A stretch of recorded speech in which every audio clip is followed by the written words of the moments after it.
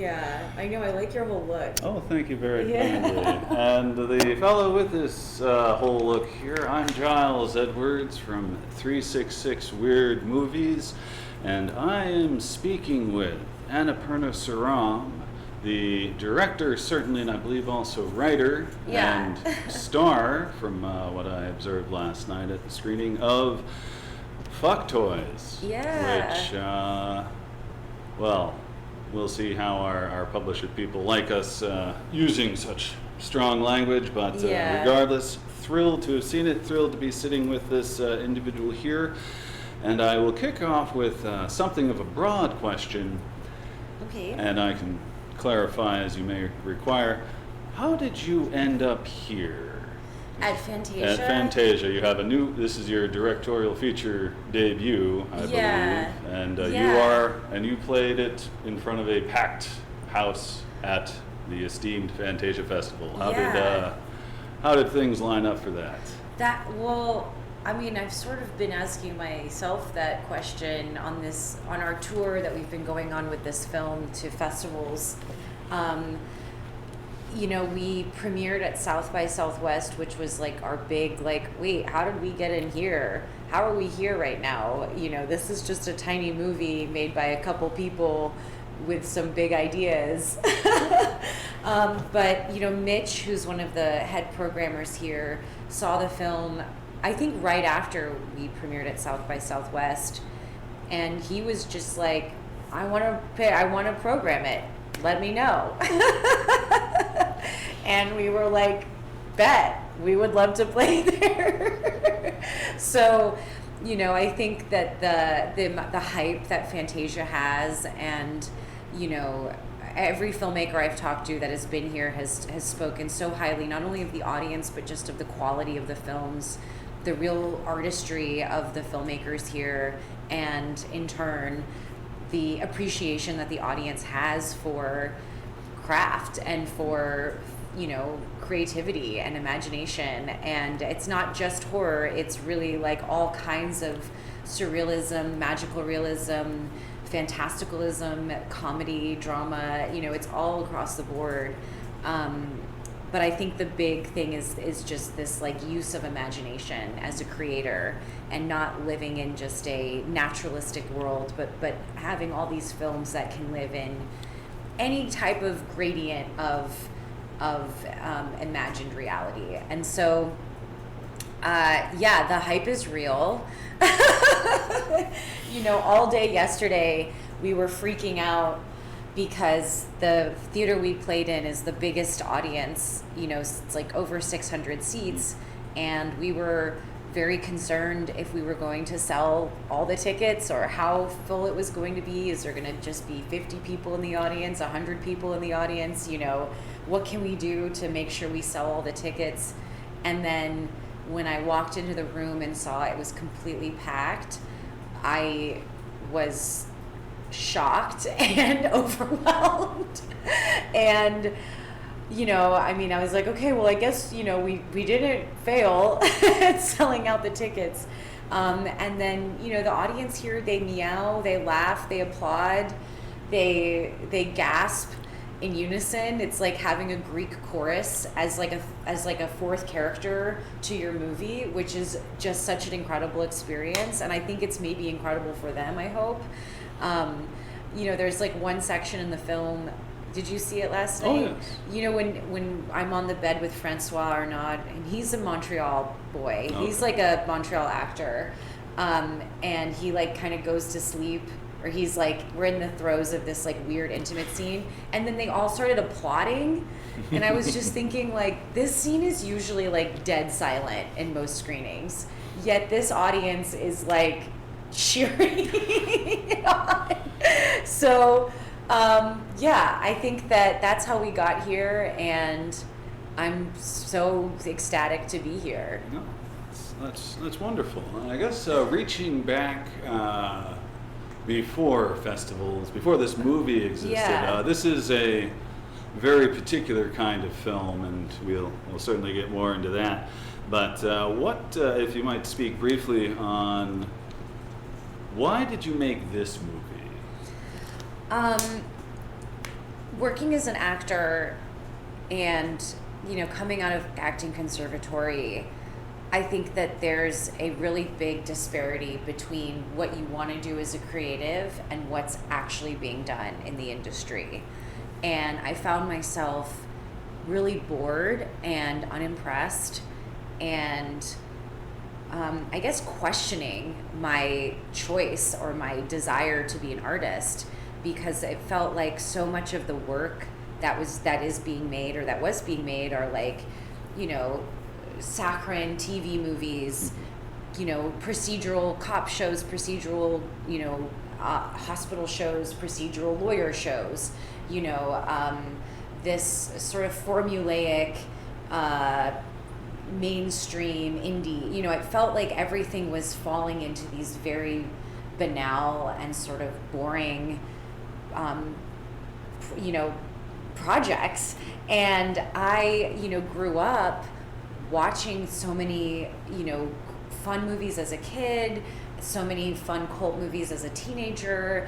And I kept asking myself and sort of the creatives around me, like, where are these movies? Where were, like, even just like Linklater films, or, like The Dazed and Confused, or But I'm a Cheerleader, or Romy Michelle High School Reunion, or, where are just these like fun, irreverent, and that's like not even getting into like Crybaby or Hairspray or Nowhere or Doom Generation, This was just like, where are like the kind of really balls to the wall, fearless, bold movies. Yeah. And I think that question and that, desire is what made me really want to like challenge myself to like reignite the spark. Like, let's get the car running again, like let's build this movement again, because I think that especially as like, a teenager and like, being someone when I was in my young 20s, I feel like those films are so powerful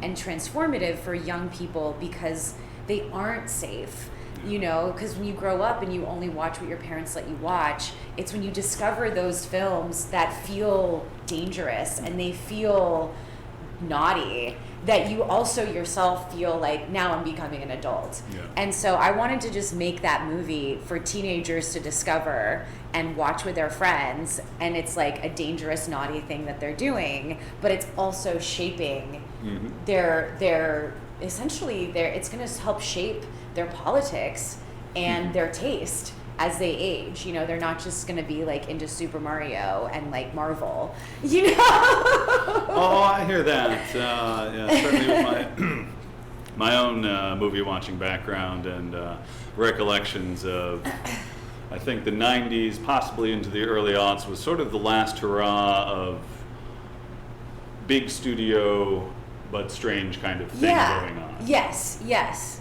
I mean, even I rewatched Strange Days recently, and that's like a $60,000 studio movie, and it feels still like gritty and raw and strange. Or you watch After Hours, and you're like, that's a really fun, strange movie, Pee-wee's Big Adventure.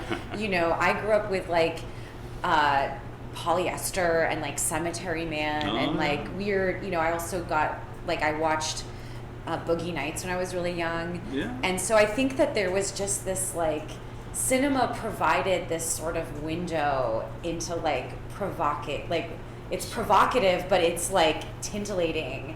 And, my taste personally lives in I think a kind of, it's like dark comedy, but also kind of wholesome and earnest. My characters all are kind of genuine and love each other. Yes, I know what you're saying. But the spirit is that of danger and, rebellion. Yeah. So. Even though it's like they all love each other. Subversion with good-hearted people. Yes, I would say that's exactly the tone. Yeah. I'm actually not trying to offend anyone.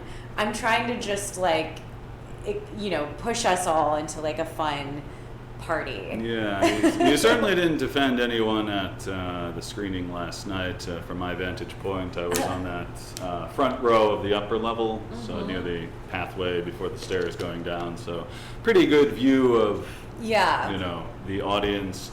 And I have seen walkouts in my time for one reason or another, and I did not see any of those for yours, so you at least didn't trouble the sensibilities of prudes who might have shown up to a movie called Fuck Toys. I try to definitely prime them with the title, but I also feel like the title is actually the most scandalous part of the film. Because once you kind of dig into it, it's pretty tame in terms of there's not a lot of there's no nudity. There's not really any like explicit sex. No. It's a lot of implied. That was impressive. Yeah, it's all implied. It's all very tasteful, which was by design. Hit the nail on the head there. Definitely. You've spoken about some of your influences for your mentality about films. I wonder, I suspect you covered some of this during the Q&A last night, so you may be repeating yourself, but maybe talk about some of like specific influences for Fuck Toys in particular, if you would please. Yeah. So I think the biggest first influence is Nights of Kyberia. And but right before I wrote this movie, I was doing a play. I was doing Wallace Shawn's play in New York, and they were doing a production of Sweet Charity. And we saw that production of Sweet Charity, and this woman who was in the play with me was like, this is a Sweet Charity is a what is the word? It's not a remake. It's a what's it called when you like take a movie and then you like remake it as something else? Adaptation? It's an adaptation of Nights of Kyberia. And so then I just basically went home that night and watched Nights of Kyberia, and my mind was blown. And I love Bob Fosse, and I love the movie of Sweet Charity, but I also love Nights of Kyberia. And I loved especially this portrayal. I've always loved kink and like smut. And so I love, Crimes of Passion and Working Girls and Showgirls and Angel and Streetwalker. I love all these like 70s and 80s and these like gritty sexploitation films. But what I really loved about Nights of Kyberia is how Julieta Messina's character is this sort of tragic clown. That she, possesses the quality that she has in La Strada, this sort of ballsy, funny, quirky, feisty woman who is a lady of the night. And I was just so taken by her performance and just this sort of wandering narrative of her search for happiness or her search for home or her search for love. And that was the biggest seed of inspiration for my character of the Fool, which is the AP character, and sort of using the permission that Nights of Kyberia has with like this character doesn't need to be a like oversexed, minx. Like she has a job, but she also has her life. Yeah, but she's also kind of silly and kind of she has a quality where she's not like performing sexuality all the time. And so I just really loved that. That was probably my biggest first influence. And then I think the next movie was Scarlet Diva, which is Asia Argento's. I think it was her directorial debut. She acted, wrote, and starred in it. And there's so much I love about that film. I saw that movie in a theater for the first time, and I think the fact that it was shot on this like early digital camera, there's this like raw, rough, I know what you're talking about. Yeah, and I think that what I loved about that was also seeing how with Fuck Toys, like it's okay if it's rough. It's okay if it's a little bit gritty. It's okay if it's not perfect and sleek, because in a way that's real, and I'm, I watch Scarlet Diva and I don't see any of the imperfection or any of the like weird, digital coloring or like any of that. I think it's such the movie is so alive that I'm just in it because of how alive the movie is. It's part of that world that's created there through that specific individual involved, the technology at the time and everything. So setting that up as that is that reality and it is perfect. Yes. And that sort of ethos is something that like I try to lean into. Like we're low budget.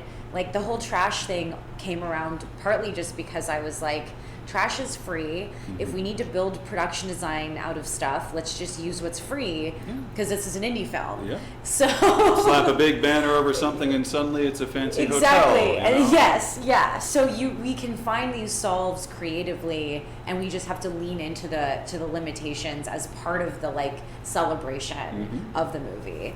Yeah, actually, it segues nicely. Follow up here because speaking of worlds, cktoys is very much in its own world. It's late '90s world from at least the technology level that I observed. I swear there's a phone that I think maybe even you use. The flip phone? No, I'm talking about something I recall from Pottery Barn. The new, the pink rotary phone. The pink rotary phone thing with the flash and redial button. I recall that in the mall 20 some odd years ago at that store as a cool hip thing. She was like, hey, look at the 60s thing that we're celebrating 30 years later. Yes. Because we're Pottery Barn. That's so funny. And that was just because we didn't have the cell phone that day on set. Oh.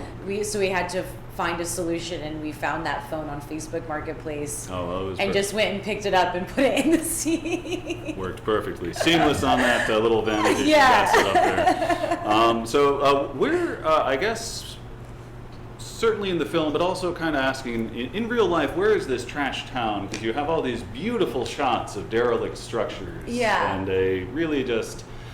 it almost looks like it's a ghost town. Yeah. But a contemporary one, and it looks like it's been a ghost town since the late 90s. Or the 50s. Or, even with touches of that, to be sure. Whereabouts were you filming for that? For real? Yeah. We filmed in Louisiana. Okay. Outside of New Orleans. But I grew up in Tennessee. And for me, I wanted Trash Town to feel like Springfield from The Simpsons, where it's like everywhere America, nowhere America. And I wanted it to feel like, it's inspired by my childhood nostalgia, which was this sort of Nashville of yesteryear of, before the condo buildings, before the gentrification, before the coffee shops. Like, it really, the South and I think a lot of parts of America have these small towns that are sort of in decay. Yeah. They feel like they're from yesteryear. You go to your friend's parents' house and it's like the decor is from the 70s.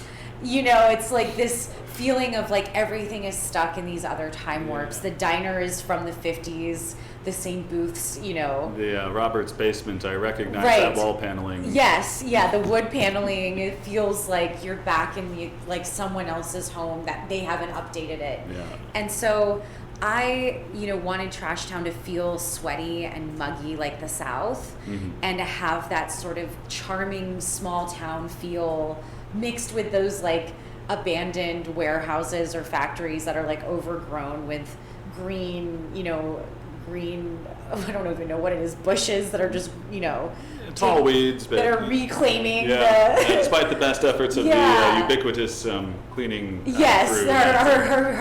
Their task of cleaning it up is very, and then also like using those big oil refineries as like that's their city skyline. They don't have big buildings. They have just these weird sparkly, oil refineries as like the city's the backdrop.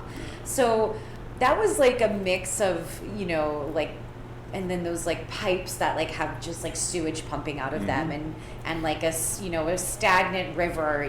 This is like, I wanted it to feel like this mix of green and like cement. Yep. And not dusty like Mad Max, but more like swampy and like marshy. Yeah. Like the South. Icky. Yeah. Kind of thing. Sticky. Sticky. Yeah. Sticky. Yeah. But also lush. Oh, no, there's life. Yeah. Life will happen. Yeah. Speaking of life, so we've got Trash Town, we've got the vibe. If you might, since I am running short on time, quickly talk about assembling the cast for this, because you have a lot of different types of people doing a lot of different types of things. Yeah. And I know in a low budget there need to be, you're either using connections or other inducements for that kind of Yeah, and I honestly thought, I was really not realizing how difficult it is to make an indie film with 28 cast members. I thought, oh, I'm from New York, I'm come from theater, this will be super easy. I know so many actors, they'll all just come out, they only have to work for one day, most of them. But then when we filmed in Louisiana during COVID, that was actually so much more difficult. A lot of the main cast, were people that were friends of mine. Francois, I had done a short film with him. He was the one who convinced my producer to make the film. Sadie, who plays the Danny character, the co-lead, I saw them in a play, and that part was originally written for a boy, a guy that I knew to play. But then I decided during our casting that I felt like it would be much more interesting and like special to give that opportunity to a woman or a non-binary actor who don't usually get to play the sort of punk, fucked up heartthrob brooding character that's usually a Matt Dillon or a Johnny Depp. And so when we opened that casting up, Sadie auditioned, was incredible, and then was also just like texting me like, please give me this job, I have to do it. And so we cast Sadie, and Brandon Flynn, I went to acting school, we both went to the same acting school. Damian Young, I had done a project with him. A lot of our other cast members, like the psychics, the couple at the party, the truck driver, those were all just casting. Okay. And I was really, adamant about getting great theater actors, trained actors, and a lot of the people who auditioned, what they did in their audition, they basically brought on set. And then Big Frida, we were like determined to try and get her in the film. We met her manager in New Orleans. We hung out with him, and then he basically looked at the way the movie looked and was like, okay, yeah, I think she should do it. So that was how the cast came together. Two very quick questions now in my final minute and 40 seconds here. What's the further plans for this film, like further festival runs or looking for distributors? Yeah, I mean, what we'd love to do is make sure that people get to see this movie in cinemas. I think we're kind of anti-streaming. We really want this to be a theatrical experience, a community experience. I want people to dress up.